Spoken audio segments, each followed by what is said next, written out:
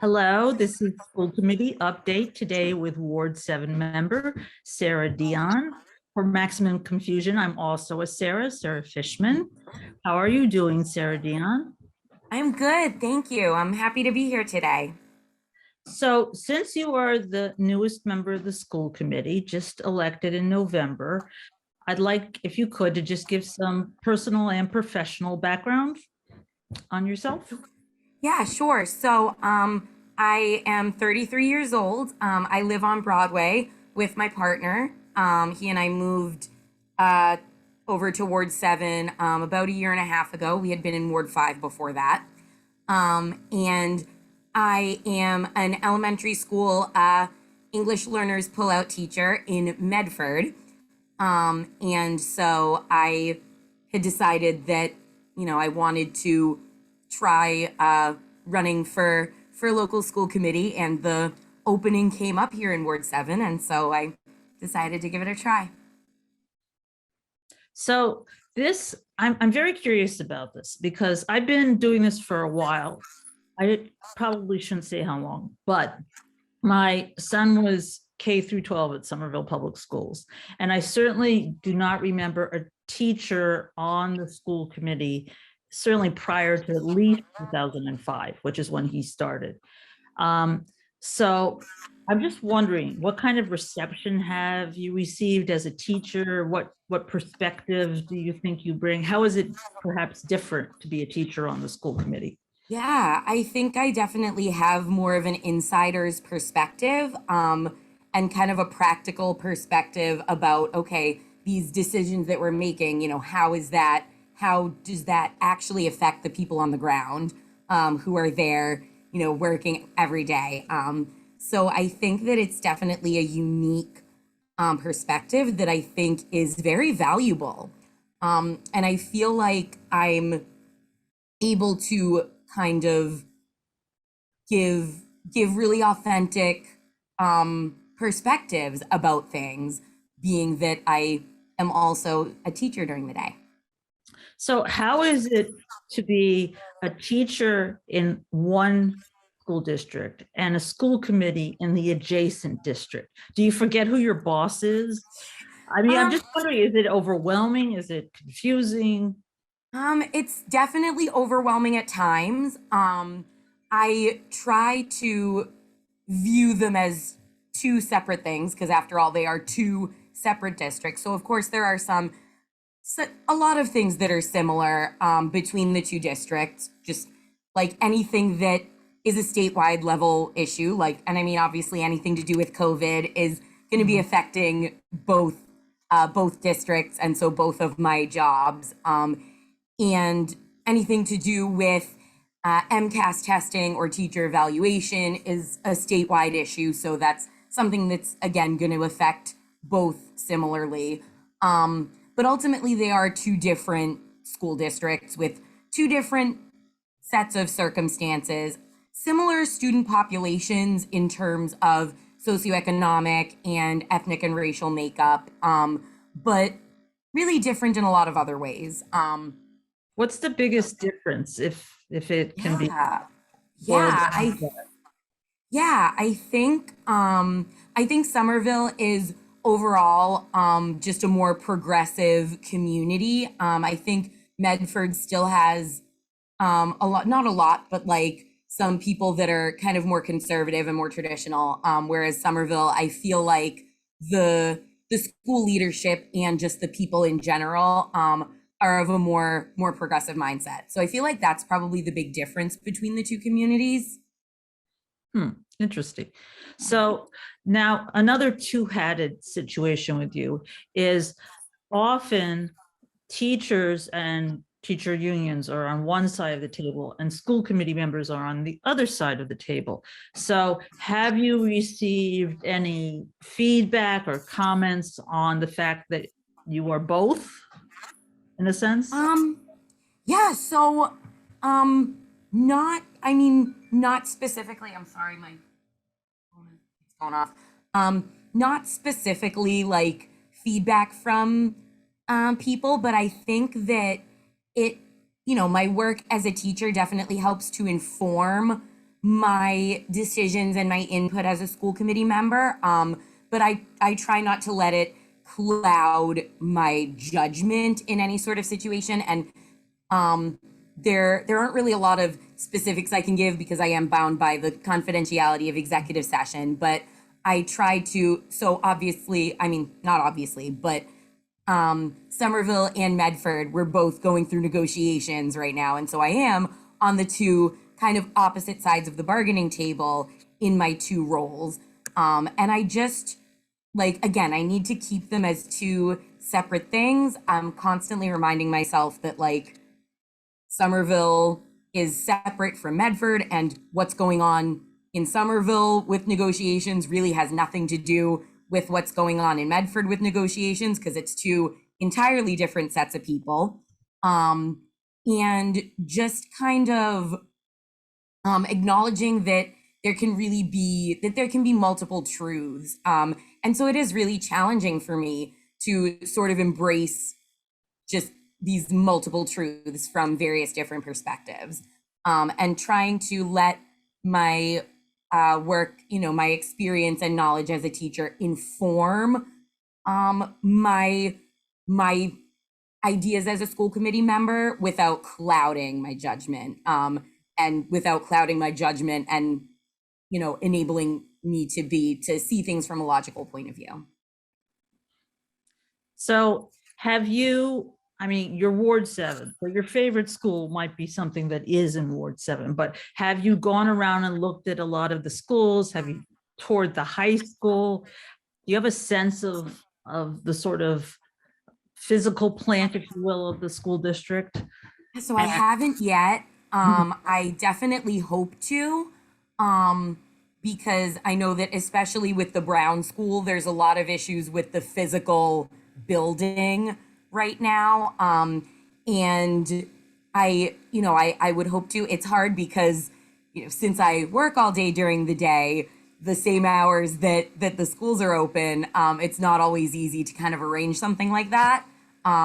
But I definitely hope to at least get in and see the new high school at some point soon. I really want to do that. And there was, I think we had one day where you could go in if you were just a member of the public, but I couldn't do it that day. So sometimes like at 4 or 5 p.m. on a Sunday when people don't tend to be around, if it's really windy and cold, I take my dog and we like peer in, but I don't think it's probably the full picture. So, yeah, I really want to check it out, especially since my son didn't get a chance to be in the new building. So is there anyone in particular that you've found very helpful in helping you become informed about the whole school district, or has there been any specific resource you have found particularly useful? Yeah, I think just my colleagues on the school committee have been incredibly helpful whenever I've had any kind of question, like about some like just background knowledge questions. School committee chair Andre Green has been really helpful in just giving me the relevant background information that I've needed to know. That's good. Have you talked to Mary Jo Rossetti? She was on the She was on the city council. Yeah. But before that, she was on the school committee, and she was very involved, as you have been, in the Massachusetts Teachers Association. Oh, okay. I didn't know that. Are you still active doing stuff with them? Yeah, I am. I'm on I sit on their candidate recommendation committee, which is the group that decides which state level candidates will get MTA endorsement. So we're kind of gearing up for the 2022 election season right now. In the next coming week or two, we're going to be interviewing Sonia Chang Diaz and Maura Healy, and starting our deliberations about who MTA should endorse for governor. So that is something that I do with MTA. And I usually go to MTA annual meeting, which is generally in May. So I hope to go to that again this year as well. I think Mary Jo did a lot of that before she was on. I didn't know that. She was on. Yeah, she's one of the aldermen at large. City councilor at large that just left. Yeah, she's retired. So, okay, so briefly, not that it isn't important, but briefly, could you update us on what the school district is doing about COVID? Now, is everyone wearing a mask still? Is that the policy for now? Nope. So the masks are now optional. The mask mandate became optional. I think March 14th we Okay. had voted on it. And so it's been optional for that time. So yeah, people can choose whether or not they would like to wear one. And the health offices are still providing KN95 and KF94 masks for any students or staff that need them, is my understanding. So that anyone that doesn't feel safe and might not have the money or the resources to buy these high quality masks for themselves can get them there at school. And that was, it was a very difficult decision deciding whether to make the masking optional, but reviewing the scientific data was really, really helpful. And just hearing that, the testing, so the testing is still happening in the schools. The pooled testing in the schools, and then also at-home testing that students were able to opt in to receive at-home tests every couple weeks. So both of those are still going on, and the week or two prior to us moving to optional masking, there were almost zero positive cases that came up in the pooled testing. So that was a big factor in why we decided, okay, maybe it's time for masks to be optional. I thought I read that. So is almost all instruction in person? But there's an opt-out option for some families who think that's not, who want to have instruction stay online, or how is it? Nope, so it's entirely in person, and that was a statewide decision. The state mandated a return to in-person instruction this past September when everybody went back to school. So yeah, we're all completely in person. Yeah. Okay, so I thought there was something about if there was some physical limitation, or if there were some family concerns about being immunocompromised, that there was some exception or something like that, but maybe I'm misremembering. No, yep, we're totally in Okay. person. Okay. All right. So, so speaking of in person, do you know if and when the school committee meetings will become in person? Yeah, so we are hoping to get back to that within the next couple of months. One thing that needs to be figured out first is we want to keep the option for remote public comment, which is public comment is when community members can have 2 or 3 minutes to speak about any relevant issue at the beginning of a school committee meeting. And so we want to keep remote participation in public comment as an option for people who may not have cars or have children at home and can't physically go to a school committee meeting. So I think the issue right now is figuring out tech-wise what we need to do in order to have in-person school committee meetings, but still have a remote option for public comment. And then once that's figured out, I'm hoping that that we can get back to in-person school committee meetings, because I have only done remote ones so far. So I think it would be a whole different experience. I am very frustrated personally because I'm used to the Zoom Brady Bunch format with everyone's name, and as it is now, you have to sort of listen for the name, and I know all the names, but still it's not the same experience. You don't feel like you're really there. Sometimes you don't know what the heck's happening. So, but that's good that that's at least being planned. So Yeah, it's definitely on the horizon. good. Okay, so can we talk a little bit about the open campus policy that you guys just approved at the last school committee meeting? By way of background, Laura Patone, the Ward 5 member, who I think is now the longest serving member, she's in her 5th term. She said that this was something that was being considered when she first came on board. So in addition to explaining it, if you could maybe touch on why it's taken so long to do it, or why it's so complicated. Sure. Yeah, so the name has actually been changed to Extended Campus Lunch Policy because we wanted to make it clear that it's not a complete open campus during like free periods. It is only for lunchtime. And so what it means, I'm really excited about it, is that right now it's going to be starting with just the seniors, but then the hope is that if it goes well, next year it'll be expanded to juniors and seniors. And basically it just means that they can leave the high school campus during lunchtime and go get lunch at LP's or Gaia, which are really the two that are in walking distance of the high school, as long as they're able to make it back within the half an hour time slot. They'll be signing in and out with a QR code, and there's, if they come back late, then they'll have to have it revoked for, I think it's 2 weeks. And so, yeah, the hope is to give students a little bit more independence, seeing as that they're after graduation, whether they're going to college or to a job, they'll be much more independent. And so it's that kind of gradual release of responsibility sort of idea.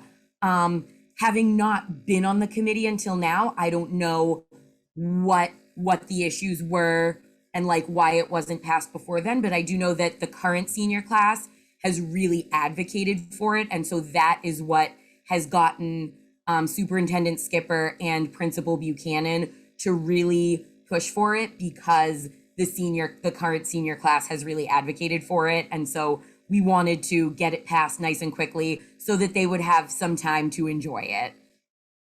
Great. So does Medford have that, or is it not as pressing an issue given where the high school is, or? Yeah, I don't, since I'm not at Medford High, I don't know for certain, but I would guess that they don't, because again, because of where, there's not a whole lot where Medford High is located, there's nothing that they could really walk to and come back in a half hour's time. So I would assume that they don't. But again, I don't work at the high school, so I'm not 100% positive. Yeah. I used to go to soccer games with my son, so I know it's a very different layout. Okay, so let's just to be clear, so it's a 6-week pilot, is that right, with just the seniors? Yep. And then you guys are going to see kind of how it's going, and maybe it could go to other years, maybe juniors as well. Is that the plan? Yeah. Okay. The hope is that next school year it would be for juniors and seniors. Okay, so let's talk a little bit about the Brown School. So there are these signs all over the place in Ward 5 with these big Band-Aid saying that the playground is going to be redone. The playground is just, I think, a flat surface. My son went to the Brown School, and yet it sounds like there's a new plan to do it differently. So can you just update us what's going on with that? So the concern of the families at the Brown School was that a complete redoing of the playground was going to take too long, and they have felt that the blacktop surface is just really uneven and not really safe. There have been a lot of student injuries on the blacktop, just tripping and falling because it's uneven and there are potholes on it. So the new thing that they've been advocating for is just what they're calling the Brown School Band-Aid, that they just want to get the paving redone over the summer, because we haven't even started talking about what longer term changes need to be done there. And so they just wanted this more immediate quick fix kind of thing. And again, so the school yards are not really in the school committee's purview. That's in the city's purview technically. So my understanding is that the mayor's office has reached out to them since then, or I don't know if specifically the mayor's office or whether it's DPW or who, but my understanding is that has gotten started in some capacity. I think they're still kind of in talks about it, but I'm not 100% positive, because right now that is in the city's purview. We are developing a school buildings subcommittee that's going to be 3 city councilors and 3 school committee members. I'm one of the school committee members that's going to be on that, which I think will be really beneficial because, like, as I've said, right now, the school grounds and playgrounds is technically in the city's purview, but obviously we get asked about it a lot, and we want to help contribute to solutions for that. So is that what's going to happen? Is it going to just be repaved? Is that the decision, or is it still up in the air? I don't know, because I know that the last I heard was that the city had reached out to the Brown PTA about it. So I'm not 100% sure what has happened from there. Okay, so you sort of alluded to this, and this wasn't on the list of topics we thought we might cover, but so you can say as little or as much as you want, I guess. But Mary Skipper has been the superintendent in Somerville for about 8 years now. Is that right? And in Medford, your superintendent has been there about 4 years. Is that right? And Right, yeah. in Boston, there's been like this 2-year-ish turnover over the past 10 years-ish. So do you have any thoughts on tenure of superintendent, or how many supers have you worked under in Medford, and what difference does it make to a teacher to have continuity of superintendentship?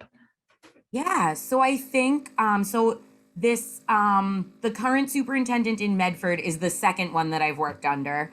And I think I think the superintendent can kind of, it really varies. I feel like there's not kind of a blanket answer to that question, because it really depends on what the superintendent wants to do, and like how big and extensive are the changes that they want to make when they take office. Because who's superintendent doesn't always have a huge impact on like the day-to-day life of a teacher. It's really like the who's the principal of your school has much more of an impact on your day-to-day life as a teacher than the superintendent does. But of course, things that are district-wide, like teacher evaluation and things like that, are things that are affected by the superintendent. And so I really like Superintendent Skipper so far, having worked with her. Again, I'm still pretty new, but I like her leadership style so far from what I've seen of it. So yeah, and I think that she definitely has the best interest of the community at heart. And she seems to really respect all stakeholders, children, families, educators. She seems to really be interested in what is best for all of those different groups. It seems to me that in the past, where this has been really important for a school committee member is if and when there's a new superintendent that has to be hired. That just is a really, really big job for the school committee members. I remember, again, Ward 5 member Laura Batone telling me that. So let's see. I tried to Google around and find out stuff about you. And I am not necessarily the most tech savvy person, but I think I went to all the usual social media suspects, and I couldn't find a whole lot. I saw a very nice, like 5-minute campaign video you did, which was really good because you're looking at the camera the whole time and you're talking the whole time. But a whole lot else. So just so people know, your official email address will be up, and that's, you want to say what it is? Yeah, so it's sdion, Dion, sdion at k12.somerville.ma.us. And I do also have a candidate page on Facebook. It's Sara Dion for Somerville School Committee, Ward 7. And then on Instagram and TikTok, my account name is just SaraForSomerville. So SARA and the word for and Somerville. That's so funny, because I was going to say I looked on everything except TikTok, because I'm like, I don't want to go on that. I really have to go to TikTok. Anyway, okay, so that explains that. Okay, so is there anything specific that you really, really want to get to first? Like if you were grand poobah of the committee or something, what would be your top priority, or what is your top priority? Yeah, so I think right now, definitely just making sure that multilingual families and families from other marginalized groups have the same access to the same information that all families have. And so I've really been I was pleasantly surprised to see that a lot of teachers and principals already use kind of auto translating apps and things like that, because that's what I use as a teacher, is an app that auto translates, which has really helped with family communication. Wait, how's that work? You mean you're going to send out a message and it just sends it out in multiple forms? Is it a same Yeah. message, or is it different messages, each with a Yeah, different? so it's the same message that just gets translated into whatever Right. language that family speaks. So that's something that I'm really happy that Somerville is already doing at the district level, and also individual teachers use it for their own communication. Yeah, so that's definitely something, and just the diversity and equity piece, which again is something that I think Somerville is already doing a great job with. So I feel like there's not a whole lot more that I need to really push for, because I feel like it's already like equity. There's an equity specialist at each school that's overseen by the director of equity and excellence, Dr. Boston Davis, and they already do an amazing job. So that's someone in the school department, right? Because there's also someone who Right. addressed similar issues in City Hall. Right. Yeah, no, Oh, she's specifically for the schools. okay. Well, I Yeah. think we have to wrap up. This has been School Committee Update with Sara Dion. Take care, everyone. Bye. All right. Thank you.